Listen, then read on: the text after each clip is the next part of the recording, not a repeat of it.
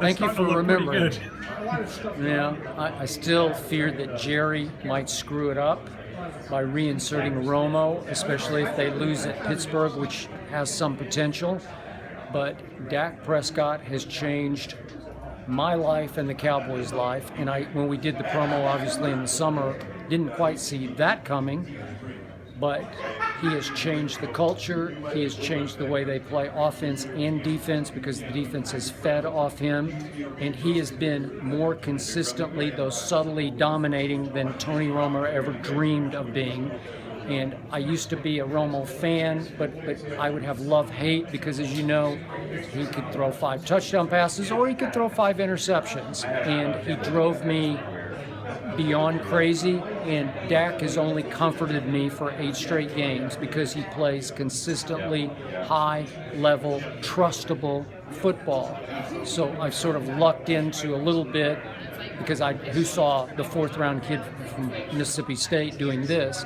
Loved the Patriots from the start, but that would be something if our movie theater promo where I stand up and challenge Morris Chestnut on the screen, if it would stand up, but it's got a chance. Didn't you say the other day on the show that you think they should trade Tony? I did. At the trade deadline, it made all the sense in the world to rid Jerry of his temptation, because remember, his pride's on the line with Tony. He gave him 3 years ago $108 million, $55 million guaranteed. He staked his football pride against all conventional wisdom to say, I'm going to give him 6 years because in that 6 years we will win a Super Bowl with Tony.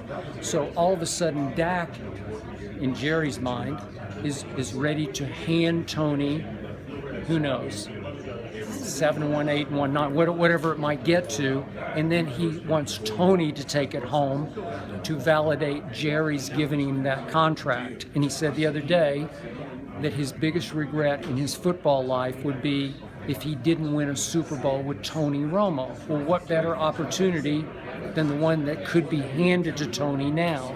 So I wanted to remove the temptation, as well as the $24 million cap hit of Tony Romo in the next 3 years. Each of the next 3 years, 24, it goes 24 up to 26 million.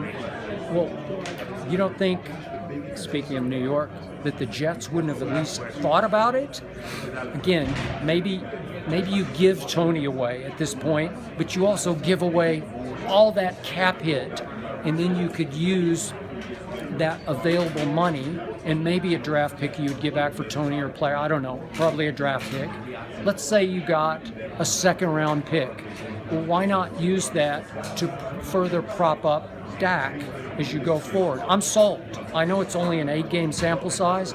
I have seen enough with the way he operates with such poise and presence and maturity and handles himself off the field with nothing but poise and maturity and wisdom for a kid. He's like man-child to me. It feels like he's been the starting quarterback for 5 years.